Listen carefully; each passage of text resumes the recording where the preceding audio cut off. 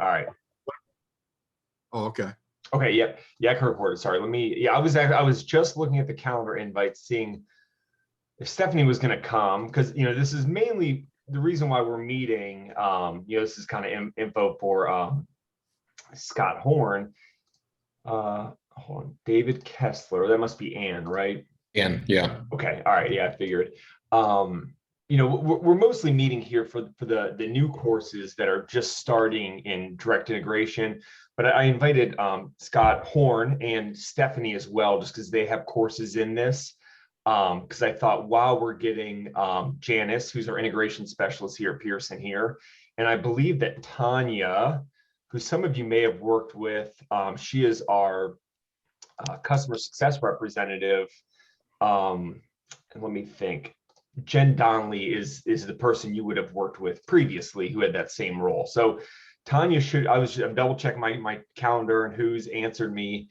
And Tanya should be here as well. So I thought, a lot of this is going to cover, the basics of direct integration, for Scott Freeman, Mike, and Mary. But I figured, if Scott wanted to come along, had some questions, or I don't know if you want to share some tips from a pro. I didn't ask you about that until now, but if you do have any tips along the way, feel free to jump in and let us know. Like, hey, I really struggled here. That's good to know.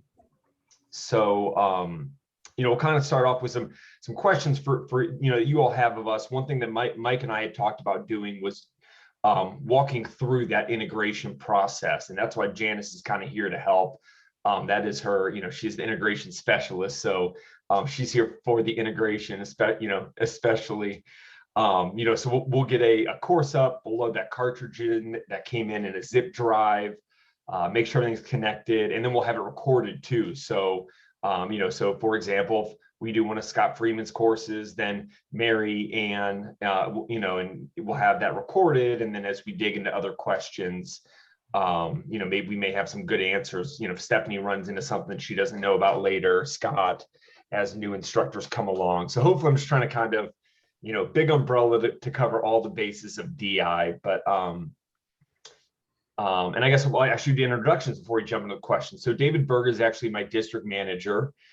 So he came to kind of, give his 2 cents. He was our digital specialist on the team before. So he is, especially important for these conversations, just because he has a lot of those answers. When you say, hey, Corey, how do I do this? I'm like, let me talk to someone on my team. It was always David. It was always David that I talked to. So he's here. Janice is the integration specialist. So she does that initial integration. Tanya Ott should be here at some point in time. She's the person you'll work with moving forward. With all of that being said, I am still your person. Come to me.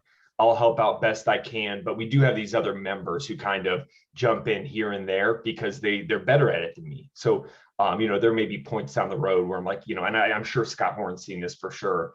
Hey, Scott, I'm going to loop you in with Tanya. She knows what she's doing here or whatever it is. But long and the short of it is, I'm still the person you need to contact or, may want to contact. But we do have all these other people that are here to help now, and we'll be here to help in the future too.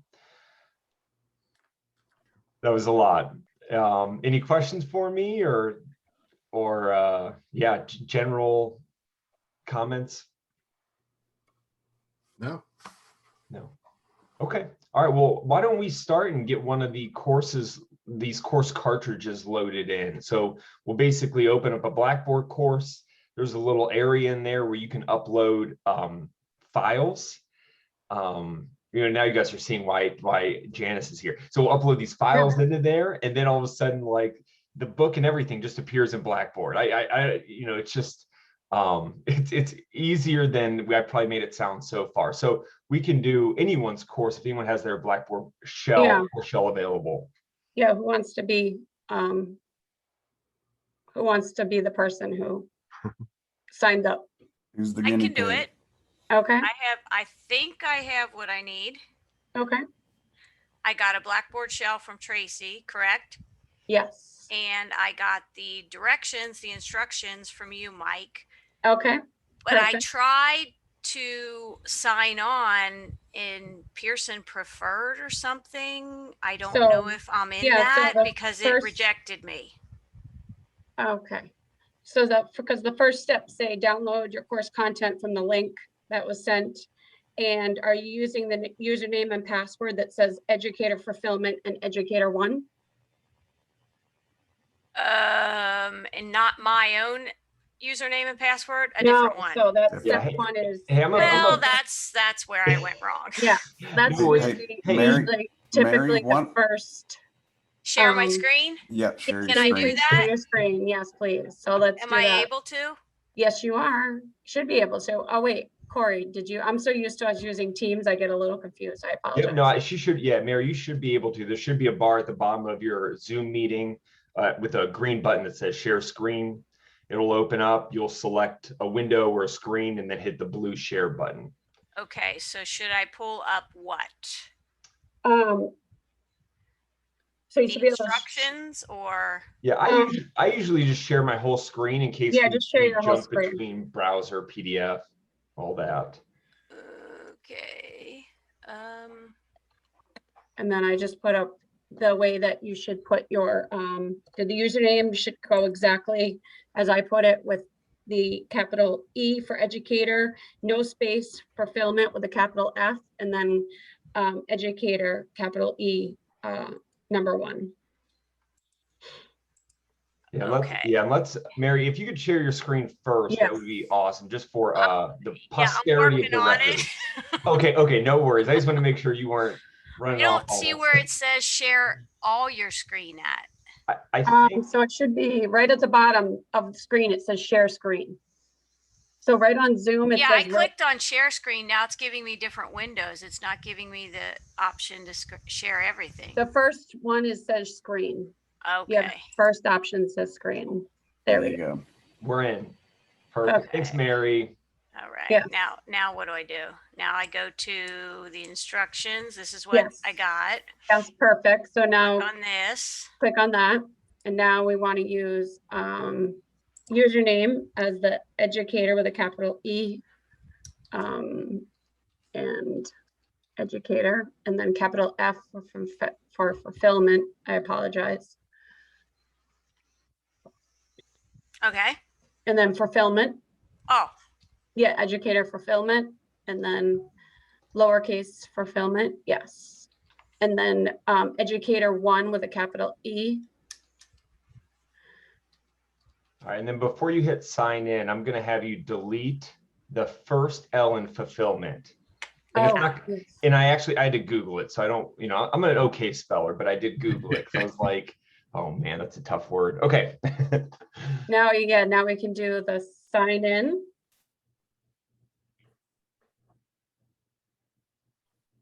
Okay, I've chosen to open. Let's see what happens.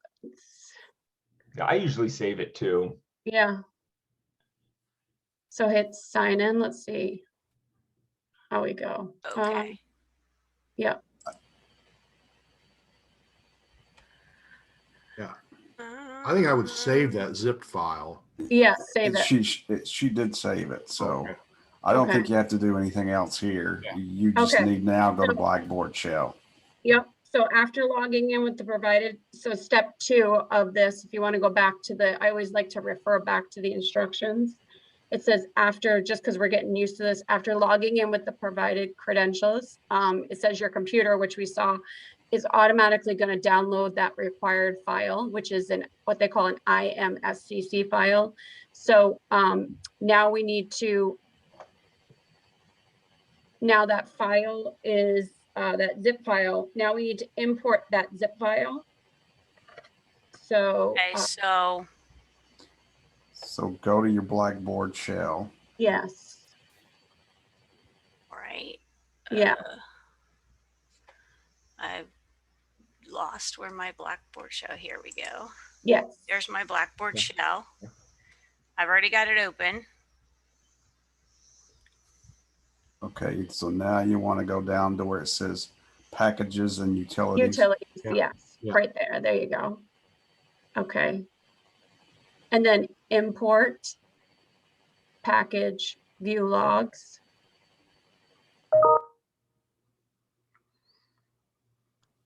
Okay.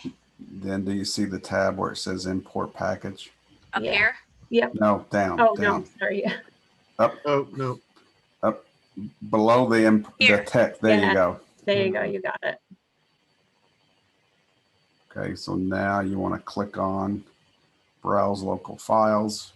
I believe you downloaded that. It'll be in your download folder. Yeah. Should be the most Should be recent. the first one, yeah. Yeah. Okay. And then click open. And then click submit. Should be, actually you might have to click all content. Scroll down. Can you scroll down? Click content areas. Yeah, Okay. just hit select all. Yep.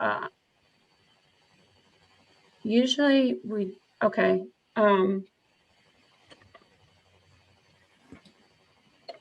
Yeah, Okay. Janice, and this, Mike and Scott and I have all done this separately. And that's, what Scott said is what we've done and had success with. That's fine. No worries. Click on, then scroll down. So you want me to unselect all and just do No, that's content? fine. That's fine. No. That works. Oh, okay. That works. Hit I'll submit. submit. Yep.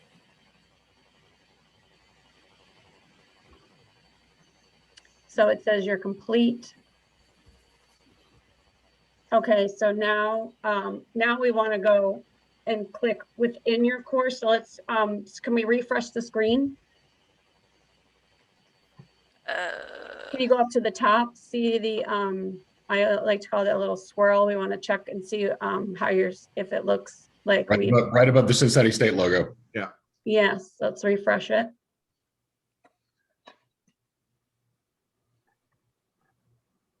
Yeah, click on that. I did. Oh, okay. Okay, so now if you notice in the navigation menu, you have Yeah, see you My have it. Lab Stat, student Yeah. links and Yep. instructor links. So And you have it's your link. successfully. Yeah, so could you click on those My Lab instructor links, your links that those are, now we have to click in those to activate your course.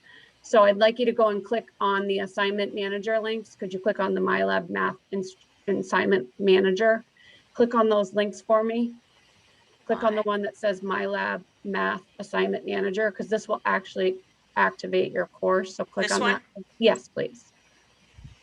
Okay, so now we have to create, now what we're going to do is either create a new master course from the current course.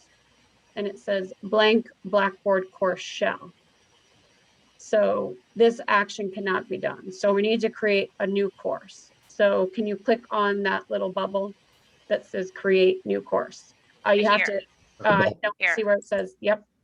Okay, so click that and then it says, so see the course ID, it's going to create that actual course ID. In some courses, it's going to give you maybe options where it says copy the course or create, basically, sometimes it may, because this is a whole new course, you may be given an option to copy this course or copy a previous course. But because this is the first time you guys are ever doing this, you don't have an option to copy a previous course. But say come the winter term, you will then have an option to copy, your fall term, if that makes sense. Yeah, and I'm gonna add a caveat to that, I guess maybe that's probably not a good word, but so yeah, moving forward. So for example, this is 251, and then you teach 252 in the spring, you would create another new course for that. Whereas Yes. if you taught 251 again in the spring, you would just copy that existing course. So as Janice said, because this is a brand new course, we only have one option here. So it seems like there's a lot of instructions for one, when you only have one option. But moving forward, the next time you come in here, I think it'll make a lot more sense because you'll see those options of, do I want to do my fall course again, or do I need something new? Yeah, Michael. Yeah. Let me ask you a question here, and not to get ahead of ourselves, but to this point, when Mary goes to teach 251 again, let's say in the spring, will she need a new Blackboard shell? And then will she need a new I guess that's my question. Will she need a new blank Blackboard shell? She'll use the shell that she uses for that course. But But what about the situation where you've got, let's say, multiple instructors teaching the same, different sections of the same course? I thought what was happening here, and correct me if I'm wrong, but I thought like what we were doing here was creating a sort of master template. And then let's say Mary has 3 people teaching sections of Calculus 1, that do they all then copy from this master template?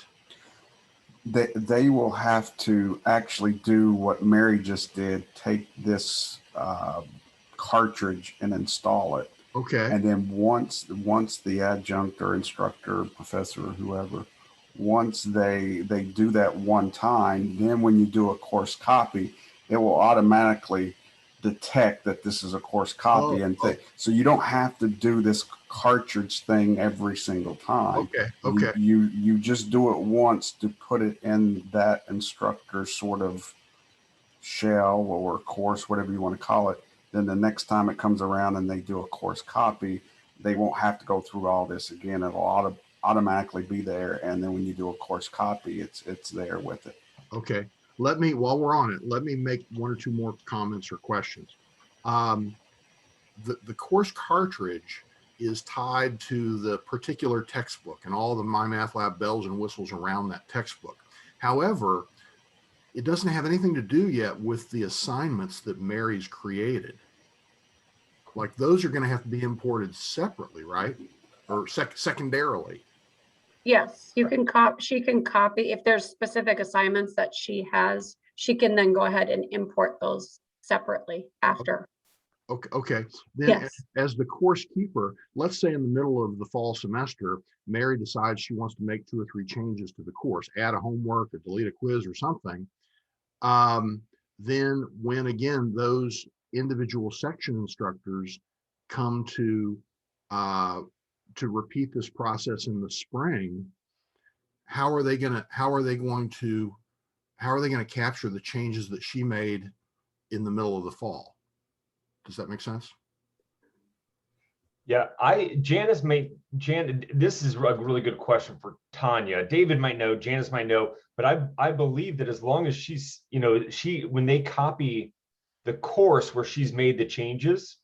So, so this semester she has this course ID ending in Deb. Yeah. Then next semester, when they copy the same exact course, any of those changes she's made in there will still be in there. Yeah, in the spring. it follows her ID. Okay. Yeah, you can always, Michael, as long as it says in this course, allowed to be copied, Michael, you could copy it, Scott, you could copy it, but it just has to say, allow other professors to copy. Okay. So it just has to say that in this course.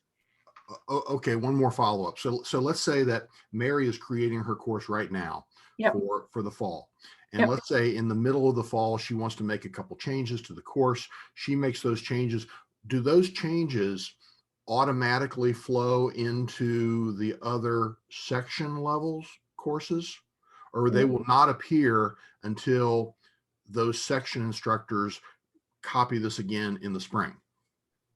Yes, yeah, that's correct. So if she makes changes to her course during the fall, those won't be available for that course, like for the other instructors, until they copy it again. Okay. They don't automatically flow through. No. Okay, perfect. No, it's specific for DEB for this instructor. Okay, perfect. Thank you. You're welcome.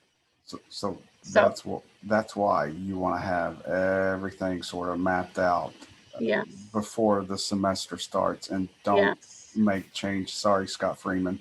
Don't make changes as you go along. You got to plan it out and stick to the plan.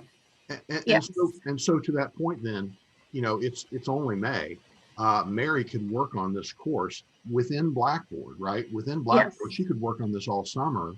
And if there were other section instructors teaching this course, they don't copy it until the end of August, then that'd be okay, right? Or you guys could have one master course that you all copy from, and then everyone uses that one master course, and then that's how you guys work from there. Could be a master course, and then everybody use that master course, could be done that way as well. I've seen that done. Okay, Yeah. well, that was actually kind of the way I thought it would work, but Yeah. whatever's easiest. I mean, Yeah. No, I mean, I've seen that done, but, you know, because then the uniformity is that, I don't even know if that's a word today. Sorry, I've had really bad allergies, but because if they wanted consistency, you know, one master course, because they wanted the consistency. Yeah. Because that was, you know, what they were looking for is one master course and then that's it. So it seems And like, then the course keeper, Mike, yeah, will have to, know that whatever changes that need to go out to everybody, you just do it in the master course. right, Yeah. yeah. And if you change something just in your section and Yeah. not the master course, then this is. But I see that there shouldn't be too many changes. Right. You teach this one or two times, and then you pretty much sort of have it down, and then once they do and it's sort of done, and they do a course copy. Yeah. I don't envision that there's sure little tweaks here and there. Yeah. First couple Absolutely. times, but just if you're going to do it that way, then the course keeper just needs to make sure that the adjuncts are copying the master if you want to use a master. Now, Mike, you probably don't use a master. You just keep course copying one, and that's pretty much what I do. Yeah, that sounds like about right. What would be a good idea?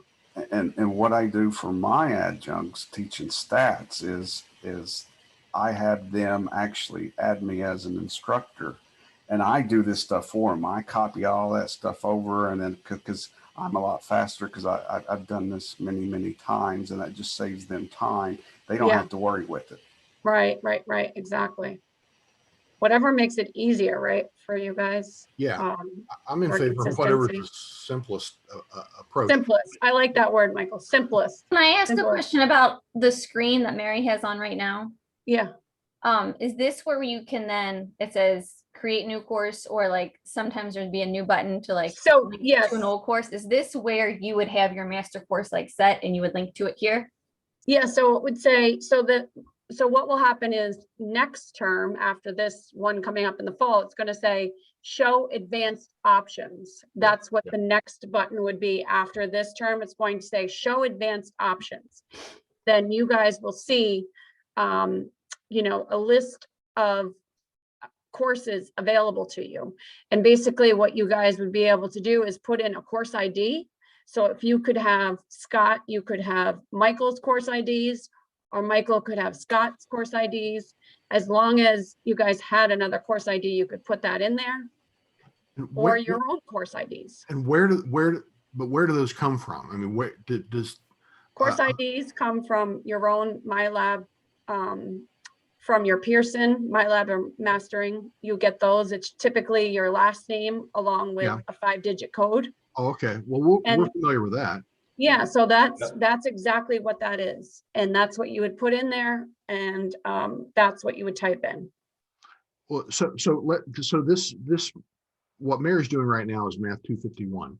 Let's say that I were teaching Math 251 in January. Yes. Then I would have a Blackboard course with all my students in it. Yes. And then I would import the course cartridge and then just go through this process, except I would have another option here. Yes. Somehow the system would know that Mary's already created this and I would just copy hers. Yes, and it would say show, you would have underneath this option, it would say show advanced options. And then if you didn't want to create a blank course, you would say, okay, click on show advanced options. You would click on that one. Okay. And then you would be able to click on that option, and that would be your next option. That seems to me easier than having the individual instructors go out and do like course copies. Well, true or false? It's really about, okay, do I want to just do a blank one, which is having nothing in there, or do I want to import it's basically importing on one end or starting over. I think it would always be importing. It would always be whoever's teaching the course, whoever the other people are teaching this course in the future would just be copying what Mary's already set up. Right. She's the course keeper or somebody is. Yeah. Well, why don't we click on this one and we'll show you how easy this is anyways, so you guys can kind of see the process. So click on that button, create new course. And then we're going to have to click on user terms, and this will just be a one-time thing. And then you can click down the bottom. It says, I accept.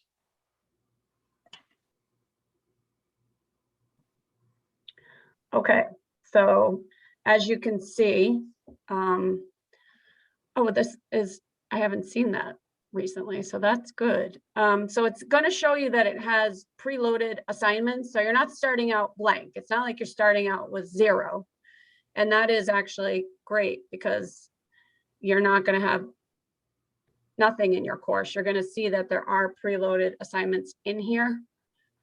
Well, Janice, let me interject here. I think probably what's the case with Mary, and I think it's the case with most of us who are course keepers, we already have like assignments and homeworks and quizzes and so forth set up, right? Within like a sort of the way I do it is I keep sort of a master template for my course, Right. then a coordinator course, and then the students or the instructors copy those every semester. Yeah. So I think somehow what's going to happen is that Mary will have to copy out into here all of her stuff that she's already created, and then I don't know, maybe get rid of all this. I don't know. Well, and I think this is where Tanya might come over and be the one to assist. But if you guys want, let's go and check. What I would like to kind of show you is just a couple of things. I mean, we can click on let's go up to create assignment. Yeah, here, and I'll kind of pause this real quick. Or, I want to jump in and interject, because I know David and I both can answer this question. So Mary, we're just going to go in and you're going to copy all of your assignments from your other MyLab account. Like we'll just copy them in, and it'll be, it'll take a quick 5 minutes, and you'll, and other than the assignment dates, your course will already be ready. So I do, we do have to kind of think about whether or not we want to, I'm not sure if there's a quick way to delete all of them at once, but at the very least, I would recommend jumping in and unassigning everything, just to make sure that none of these get accidentally put into the course. And I'm going to ask David if he has a 2 cents on that. Yeah, there's a quick way we can delete all of these at once. Okay. I don't want to steal, I know Janice. Yeah, no, I don't want that's to fine. steal your time with it. Okay. If you go ahead and click on the back to homework/test manager at the top of the page. And Mary, you were on it. You were in the right spot there too for that unassign. Yeah. On the right-hand side. Oh, you don't want me to go back there? No, you're good. Correct. Yeah, go ahead and go back to that other page you were just at. Okay. Where it says more tools now at the top. And then where it says delete assignments. And now, Mary, let me just interject. Mary, I'm just suggesting that you might want to delete all these things that are sort of preloaded and load over all the things that you've created specially. And so, so that's what we'll do here. If for any chance you did delete these out, but actually wanted to add them back in, it says here we can't delete that, or we can't restore them. It would just make a new copy of these pre-built, and it would actually put those in. So the good news is you can't really break it, knock on wood. So Mary, if you want to go ahead, you can on the top left corner there, it has the check box, just kind of select all. Oh, easy. I love that. Yep. And then if you scroll all the way to the bottom, it'll give you a delete option there.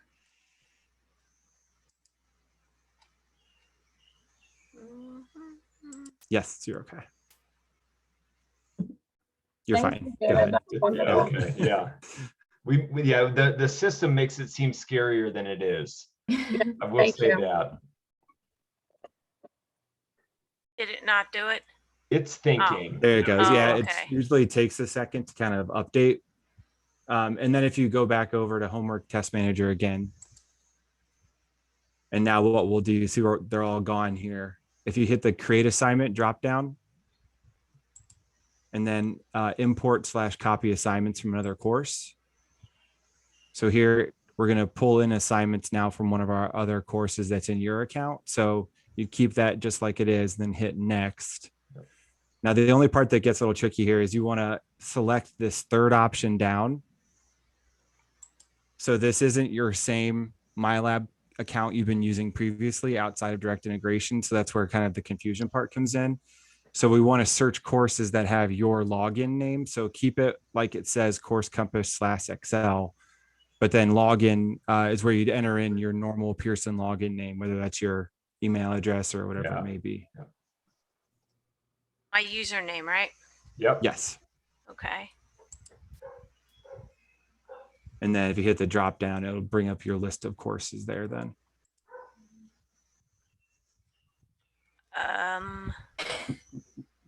We can always, and so that's what I say, we can always come back and kind of check which one of these aligns to your, whichever course you used before to make sure it's the right one. We can come back and kind of walk back through this process too.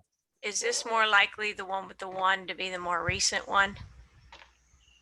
That's probably the copy off the other one. Yeah. This is the more recent one created, probably. Got it. We can always go back and All right. if it's not.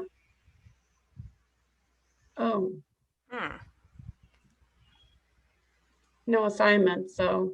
So we may need to go into, because the system is recognizing trying to pull them from another instructor. It's recognizing you as a different instructor. Oh. So we may just have to go in and kind of do like a mass checkbox on that other course. I was going to say that she others allowed can import. reports. Right. Exactly. I might not have. Yeah. That's probably the problem. Yeah, and I can do that right now. So are you copying your Calc 1 spring course?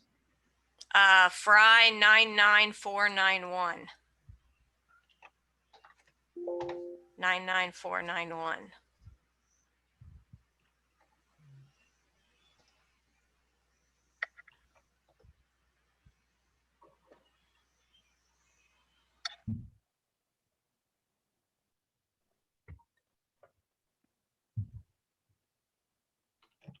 Should be a very recent course. 99491.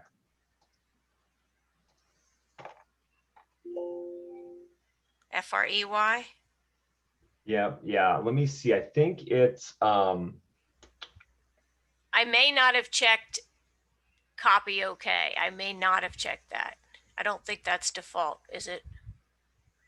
it depends on when it was created or how we what we did. So no, I don't think so. You can copy the spring one if it's easier. Okay. No, let's do what you need. I don't want to put in the wrong stuff. Okay, hold on, sorry. Calc 1. I'm going in through your it might say Calc 1 CC.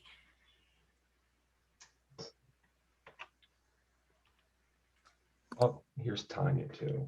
Calc 1 CC. Oh, that's saying 0 inactive courses. Calc 1, let me see.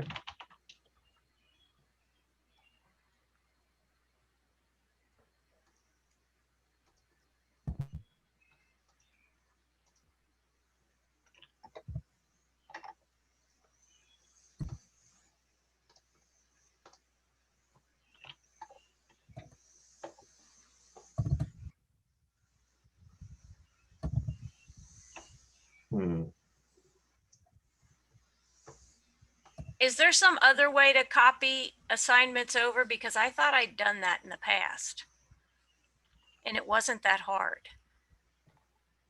Yeah, there is, but this direct integration course we created a new account. So when you selected that third option and typed in your username, before it would have just populated all your courses and you wouldn't have had to do that.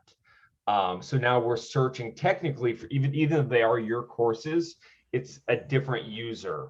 It thinks you're a different instructor. I see. Yeah, I'm sorry, Mary. You said it's Fry 99491. 991. 99491. Okay. I mean, I'm gonna try to look a different way. It's just not, it's not showing up in your account. And sometimes when you use like the coordinator or the instructor use courses, it's just harder to find after. So there's nothing wrong with it or it's missing. It's a little bit harder to find.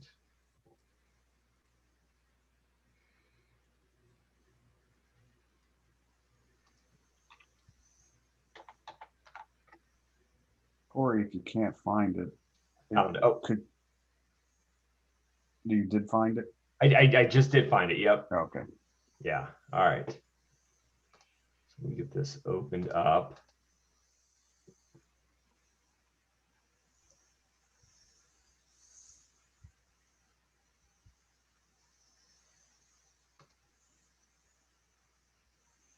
Actually, here I'm going to share my screen really quickly, just because, since we're recording, for the record. So I should stop share. I can just take over. Okay. There you go. All right, perfect. Okay, all right. So so if anyone else runs into this as well, here in the meeting or just future, people of the future, I want to show how to change the settings for all of your assignments so that you can just copy them over. Actually, I think it's just right here on the front page, settings for multiple assignments.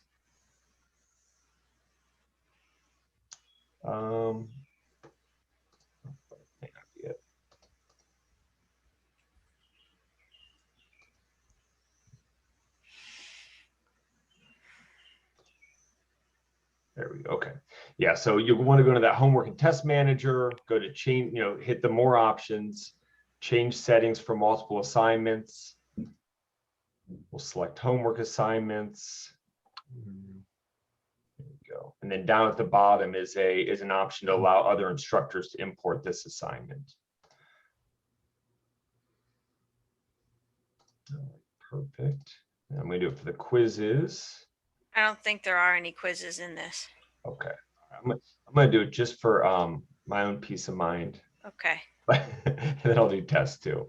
Just so we know that they're all in there when you copy over. Yeah, there aren't any of those. Yeah, okay. Mary, did you give tests? Paper and pencil. Okay. Yeah. All right. I'm gonna so that's how you allow other instructors to import. And like we had mentioned, technically when you do this direct integration, you are another instructor now. So Mary, if you could share again. Okay. And you may need to go back and then type in your username again and can come forward to where you currently are. Yes, yeah, you may need to go back or hit cancel. Where am I going? So in the bottom right corner-ish, middle right corner is a back button. Oh, here? Yep. All right. Yeah. And then just hit next again. Yeah, and then we'll just go back the other way. All right, and it is Calc 1 CC. That's not showing up here. So should I put not as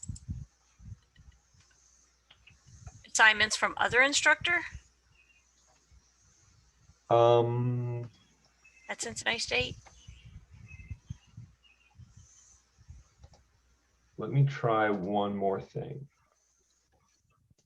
Not sure why it's not giving us to copy, but let me try one more thing, and if it works, then I'll tell you guys what I did.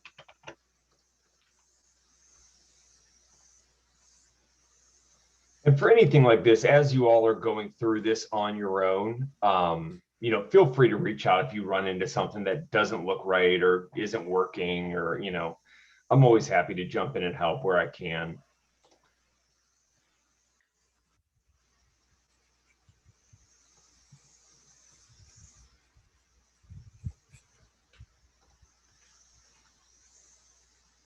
Corey, it was the same edition of the book, no edition changed for the book. Good question. So it's the Calculus Early Transcendentals 3rd edition. We've been using that for like 2 years now. Okay, just wanted to check because you wouldn't be surprised how many times that happens. Yeah. That happened to me. Yeah.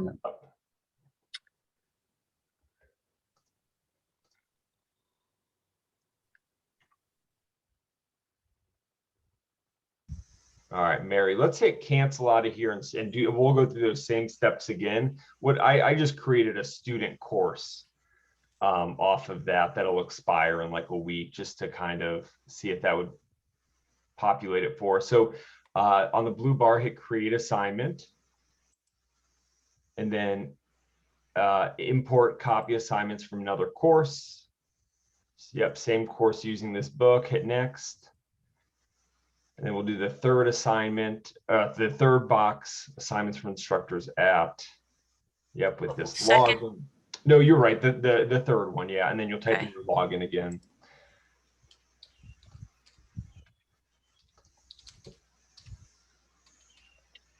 Let's hit next. And let's see if that course popped up. No.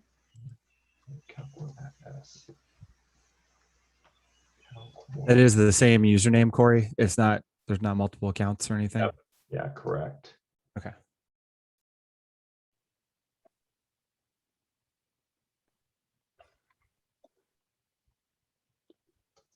Well, hey guys, I hate the bail, but Yeah.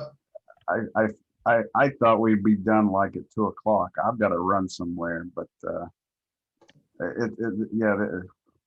first time you do this, it's a little complicated, but next time you do this, it goes a lot It's smoother. a lot So, easier.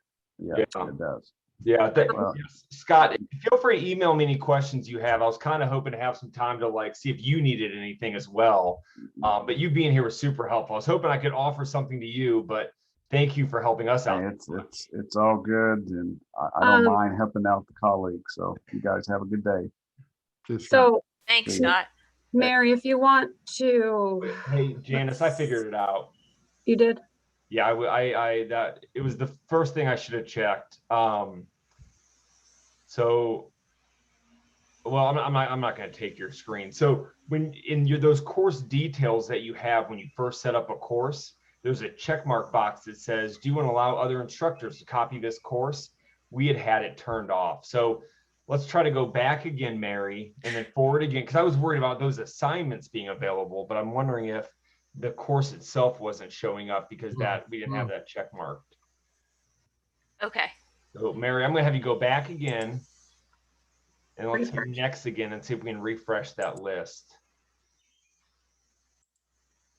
Well, I still think Refresh. Why don't you refresh the top of the screen just to check?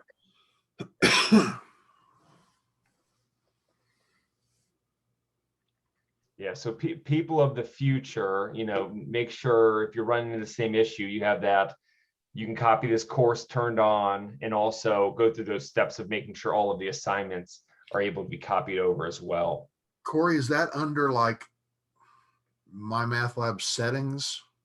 Once we get this through, I mean, hopefully it happens right here. I can show you where that is. Okay. It's not showing up. I can just copy one of these. It's okay. Okay, well, try it and see what happens. Let's see. I'll actually do this one. Okay.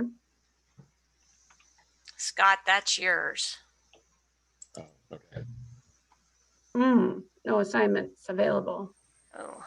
And I hadn't turned the assignments available Oh, here. So, but I'll do that real quick. on that one? Yep. Yeah. Mary, this is Tanya. Sorry.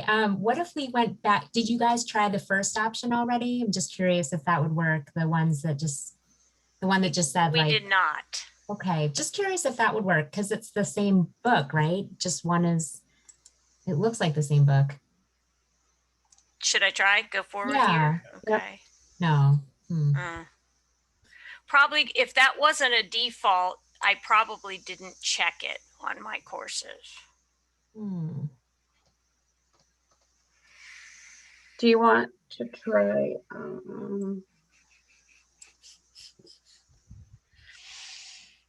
Well, that first option there, assignments from my courses for this book. I thought we said that for the purposes of importing this into Blackboard, it thinks Mary's a different instructor. Yeah, we can try that as well. Yeah. Scott, do you know if yours allows import? Maybe I could just import yours. Oh boy, it's been a while since I've taught Calc 1. I honestly don't remember. Yeah, here, Mary, try that second I can option. try. What pops up there, because it may recognize you as another instructor. PM.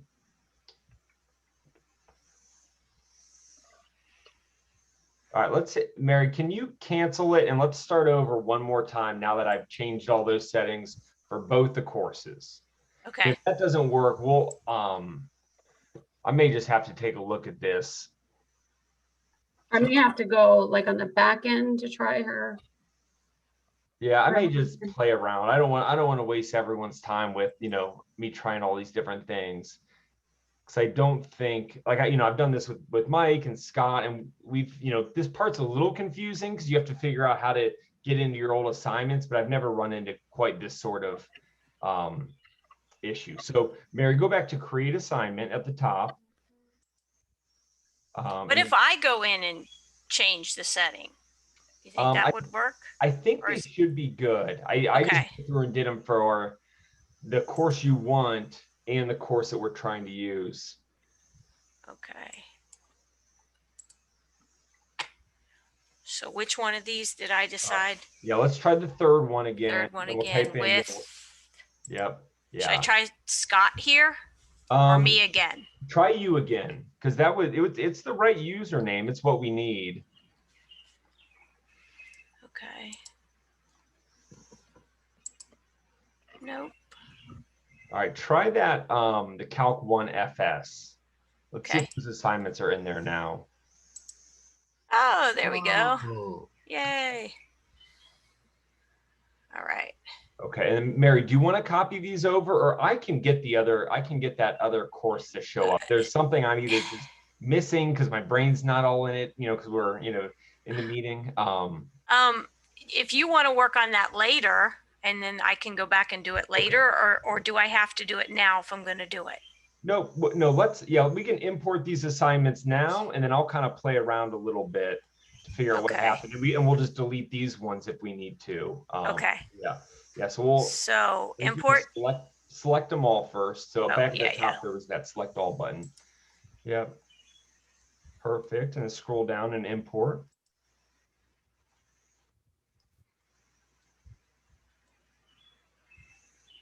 All right.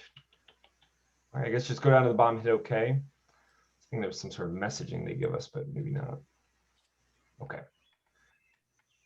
All right, perfect. Yeah, so that is, I know that seems like to take a lot of time, but that is it. We should just be able to go in, hit that create assignment, import assignments, type in your username. It should pop up. There's some setting that Mary and I have set up that I'm certain it's some easy setting that it's just turning on or turning off, and I just wasn't able to find it quickly, or slowly for that matter. It kind of took me a while, but I'm sure I can find those assignments.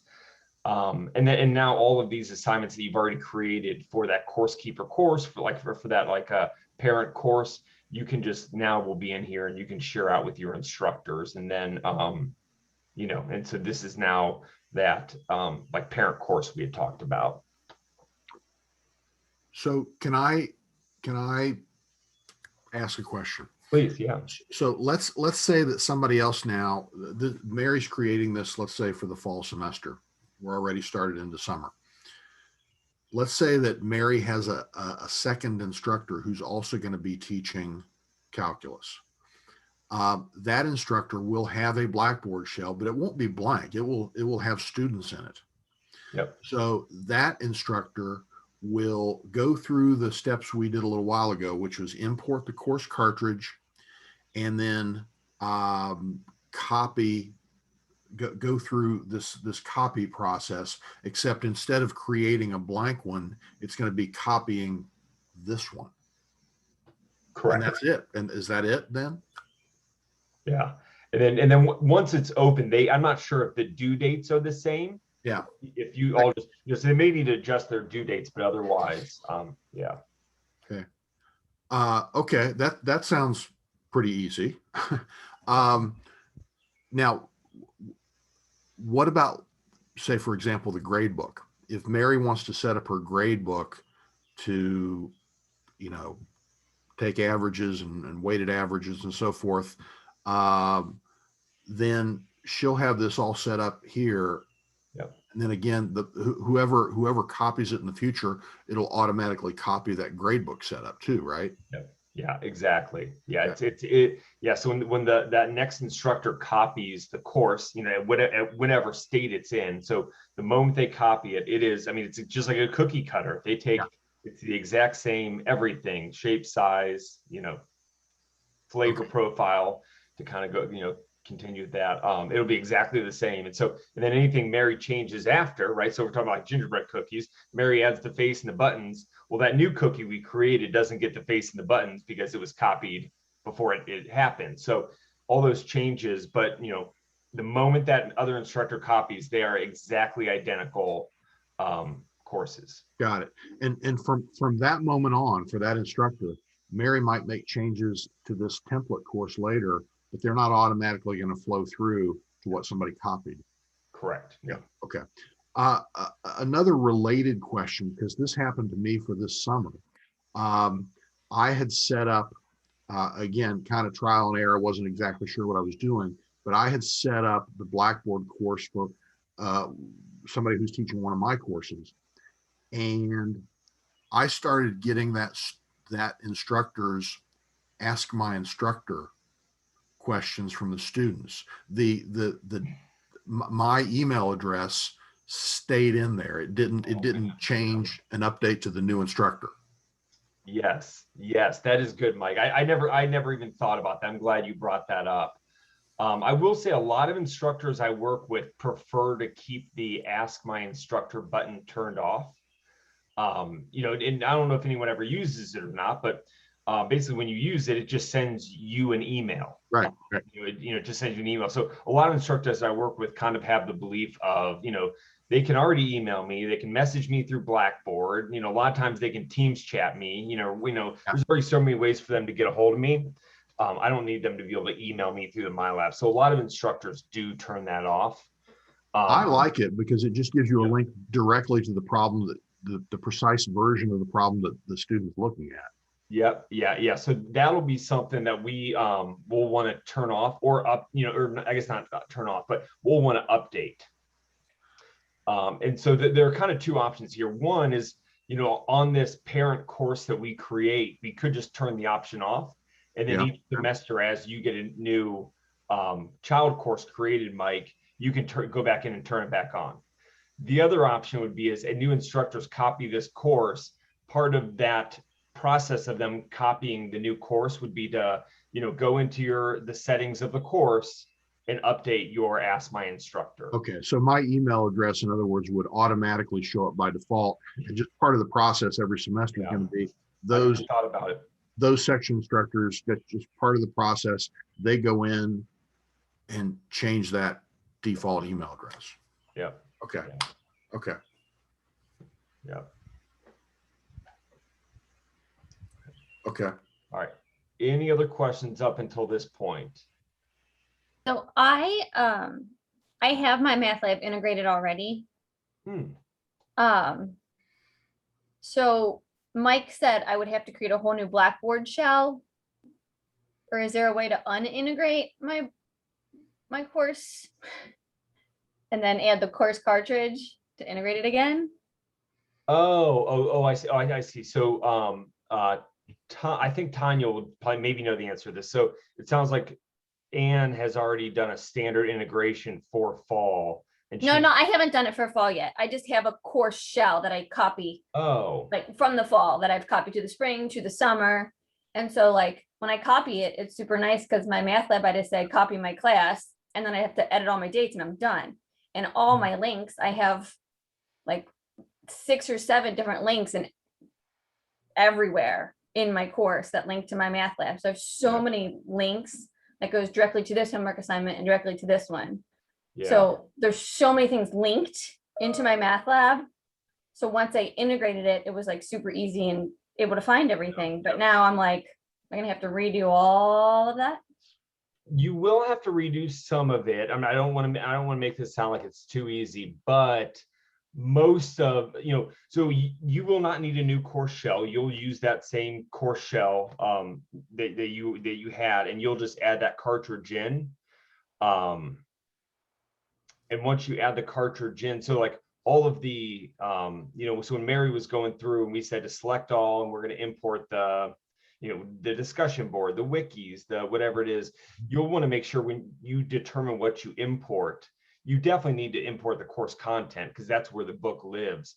But other than that, everything else you'll want to kind of make sure and go through and figure, okay, do I want to set up new assignments, or do I want the assignments to be the way that they were? And so if you want them to be the way they were in the spring, in the fall, in the previous spring, then you'd uncheck that as an import, as part of the import. And then once you have that course cartridge built, we will, those MyLab links, I think we'll have to recreate, but myself or Tanya can help with that as well. It shouldn't be too hard, but yeah, most you won't need a new course shell, I guess is the short answer. So so in my course shell, it's already linked, but if I put the cartridge in there, it'll be fine to have the cartridge, and there's already like a MyMathLab connection in it. Yeah, we may have to delete the standard, and the other one is called a standard integration. Okay. So we may have to delete that standard integration. Tanya, have you run into that before? Yeah, I was just doing some research on the SI to DI. But yeah, definitely. And if your course is already linked, we can just delete it, or you can delete it. On the Pearson side, it'll break the integration there, and then you'll import the course cartridge. And as far as your content links are concerned, I'm not sure if they will work with the new integration. I feel like they should, because it's the same exact book, right, Corey? Well, I'm actually changing books for the fall, so no. Oh, then they won't. Yeah. Yeah. They won't work then. Yeah, I still have to redo all my assignments, but my integration was already there. So I didn't know if I had to, like you said, I just have to like unlink it somehow. Yeah, if you've already paired it with like a MyLab, then once you delete it on the Pearson side, it'll automatically delete it. And actually, there's probably a place in Blackboard where you would delete it as well. But I can help you with that. And if you want to, I can get in touch with you. Okay. Yeah. I mean, I'm still prepping for my summer course. So I'm okay. miles away from prepping for fall. Sure. We don't start till for a couple more weeks. Okay. Well, yeah, I can definitely make a note to myself to get in touch with you and help you with your fall course. Okay. Sounds good. Yeah. Can I follow up then with sort of a related question then? It sounds like once this is set up, each of us, as well as each of our instructors who are teaching our courses, will be able to just copy these from semester to semester to semester.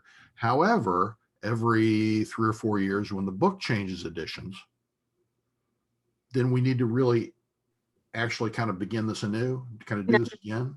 No, it's not as difficult. It's pretty simple. Okay. You can still copy it from an existing edition or one that is similar. So as long as it's similar, okay, you should be fine as well. Yeah, Mike, everything should copy over when we get a new edition. We will need a new cartridge built when that time comes, but typically the MyLabs exist for 2 years after the new edition comes out. So we'll have, it won't be like one day I'll be like, okay, Mike, we're turning out the lights on this book. Yeah. So we'll have some lead time on it, and we'll kind of, typically when that happens, I just work with instructors to figure out, okay, you can start with the new book this fall or next spring or next fall. And we kind of just put a timeline in place, and that's our target. And so for DI, we do this, that cartridge, we do the same thing. And then when it comes time to copy assignments, all the assignments should copy over. Yeah. Okay. I'm with you. I guess what I was thinking. Yeah. I mean, we've switched editions in the past, and yeah, what we found is that most of the assignments will copy over. Occasionally, there's a few problems here or there that, for some reason, don't appear in the new new version. But I guess what I was getting at is we would have to have a new course cartridge and then copy over from the previous course and then go in and just see if anything had changed in the homeworks. Yeah. Because occasionally you'll lose a few problems here or there. Yep. Yeah. That's exactly right. Yep. Okay.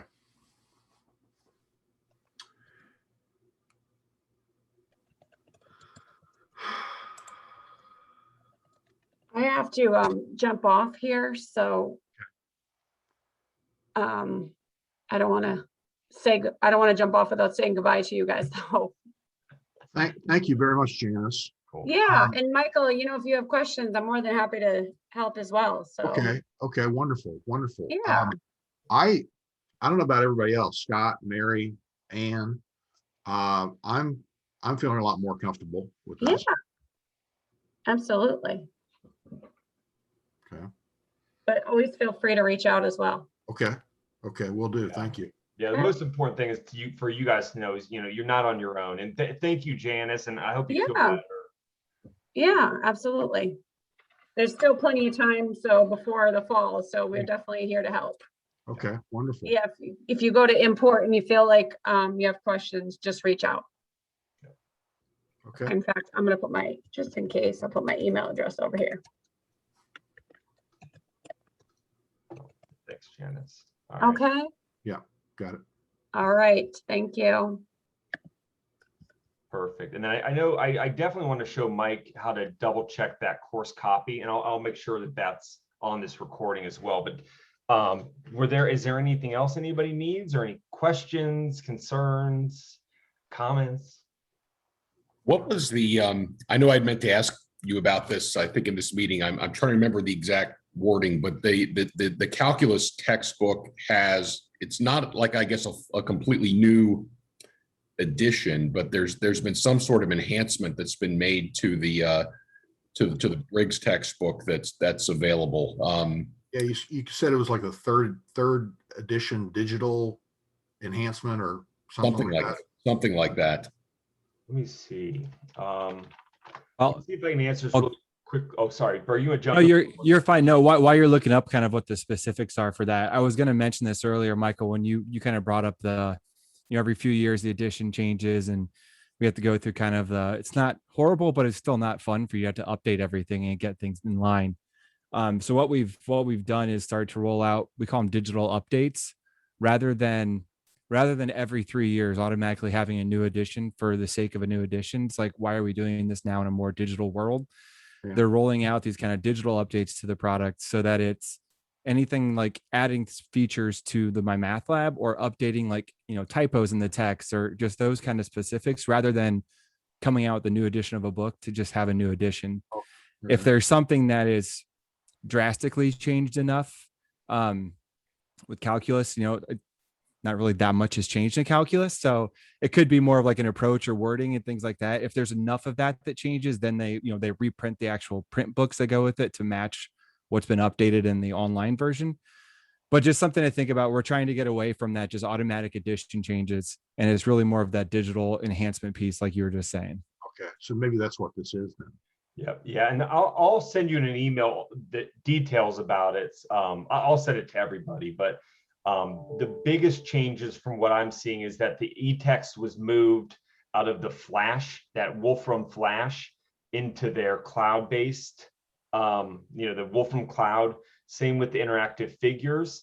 And then other than that, they just converted a lot of the exercises from like a simple exercise, right, where they type in the answer and it answers back, to now they have the enhanced sample assignments and the setup and solve, and there's more interactive figures. So they kind of just took a lot of what was already in there and made them better. And to Mike's point, it looks like they added a few assignments as well. So it may have just been things that were in the book but not available in the MyLab are now in the MyLab. So some of those questions that got lost during the update from the second to third edition may now be in that MyLab again. One reason that I've seen why we lose problems between editions, at least in math, is that a lot of times they'll contain tables, and when they copy that problem over, it's an accessibility issue. You know, lots of times they contain some sort of table, or, you know, it's more than just a wording thing. And so it had to be removed because when it was originally authored, it wasn't authored to our current accessibility standards. And so that may be why some of these are being added in, it looks like, too. But I'll send you the full details. I'll throw them in a Word doc and send them over. Okay. Well, I'm guessing then that probably the course cartridge that Janice sent us and that Mary just imported was probably the quote unquote old third edition, not the enhanced, or maybe it is the new enhanced digital edition. That's a really good question, but I am pretty certain that those enhancements will flow through to the cartridge. David or Tanya, do you know if digital updates flow through to a DI cartridge? It kind of varies title by title, depending on what the enhancements were. So we can check with our team just to be sure on that too. Yeah. And that being said, the digital update was available for fall 2020. So those will be in your version. Okay. Moving forward, that's a good question I haven't really thought about. You know, but yes, they will be in there for sure. Well, I think Scott, for example, just kind of had the question that if there was this digital update, whatever that was, you know, should we be using, you know, should Mary do that now instead of like the old? But it sounds like kind of whatever she loaded in with this current course cartridge was more or less the most updated version. Yeah, that'll have that digital update. That's a good question. I misheard, but yeah. Yep. Okay. Cool. Perfect. And just so I understand something pretty basic here, but when fall comes around, we get our new Blackboard courses sent to us. I am now supposed to copy this course that I just created today into my new fall one, and everybody else does too, right? Yeah. I don't actually ever use the course I just created for a class. It's never meant to be for a class. It's only meant to be a master for copying forward. Right? Yes. Yeah. That's, I'm kind of double checking with Mike. It depends on where it went, but yeah, I believe that is absolutely true. And that seems easier to me than giving everybody who's teaching that course access to Mary, like putting them on as an instructor and having access to Mary's course, Blackboard course as an instructor, and then going through all the sort of the course copy that really they don't need to go through all that if they just upload the course cartridge and then kind of go through this process we went today. Yep. Right. That seems like to me the easiest thing to do.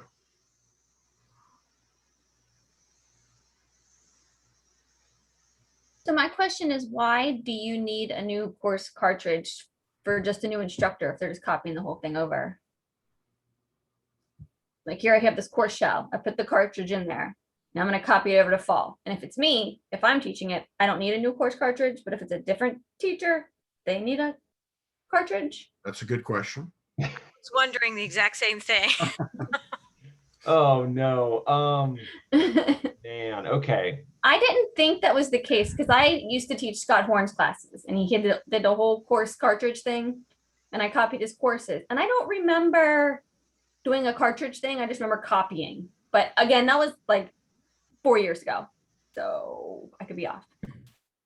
I think my understanding of the cartridge, and David or Tanya, feel free to jump in here, but the cartridge basically creates a channel between Blackboard and Pearson in order for that information to be communicated. And it's more than the standard integration, because when we do the integration like you've done in the past, and that link only transfers information about like the assignments, right?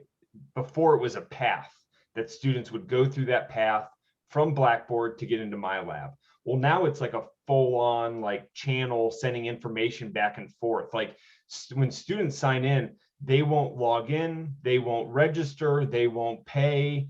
When they sign in, because of that cartridge, the MyLab recognizes them as their C-state email address, right? And so before it was just, the integration was a path between Blackboard and MyLab, and now it's a, I don't know, subway tunnel, I don't know, but it's carrying a lot more information. So I believe that cartridge does have to be put in there to create that channel again.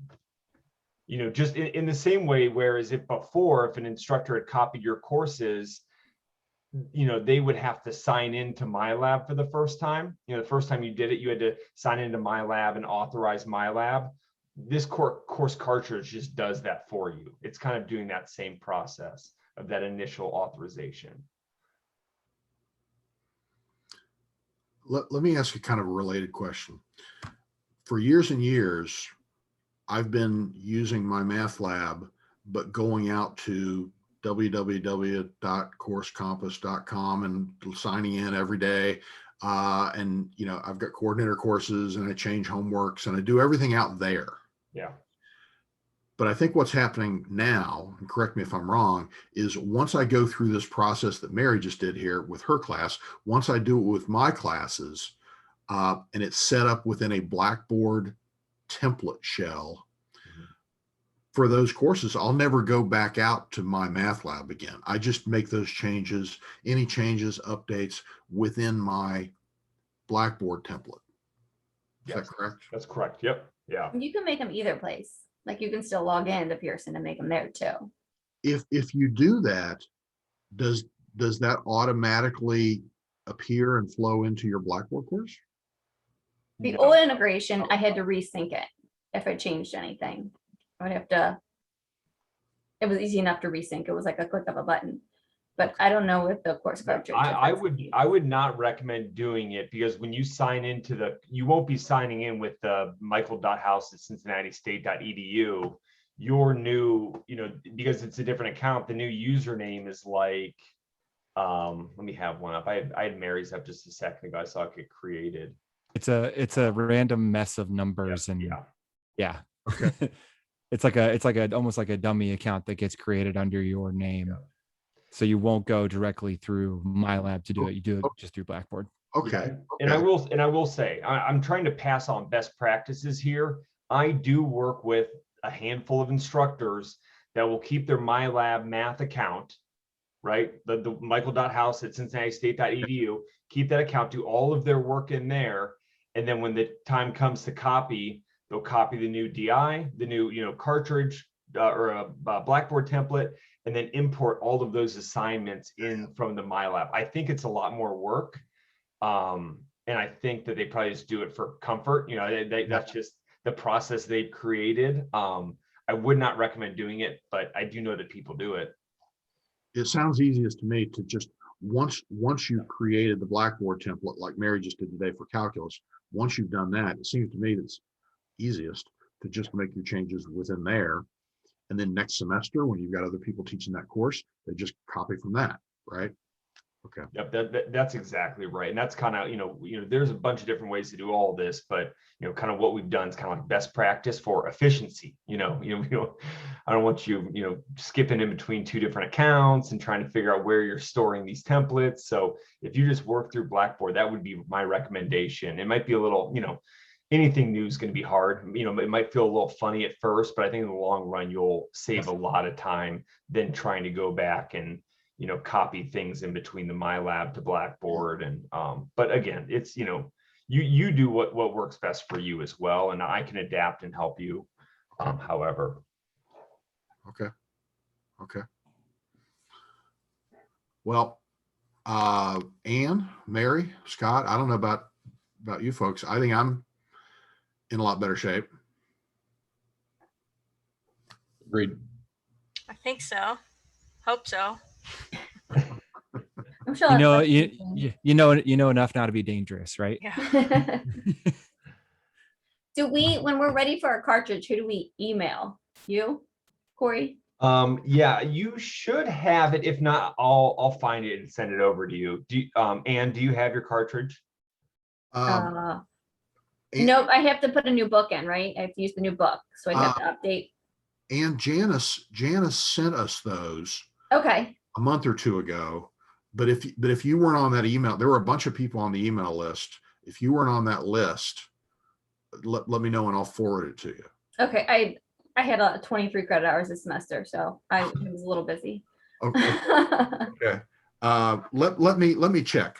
Let me check because I know exactly what the email was, but we use the same book, of course, for 151, 152, and 153.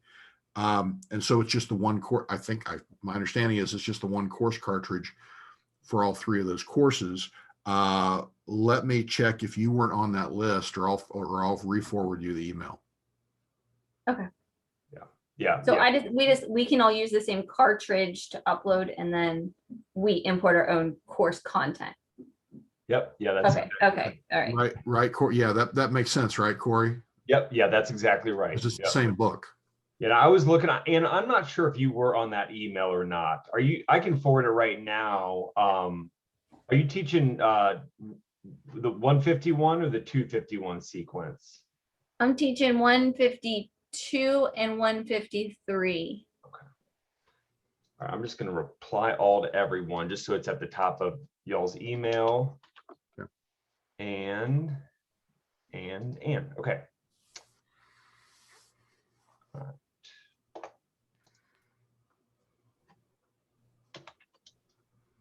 All right, yeah, I'll send that over right now. Does anybody need me to send the 251 sequence one? Email with the cartridge? I think we're good. Mary, you didn't have it, but I like re-forwarded it to you, I think.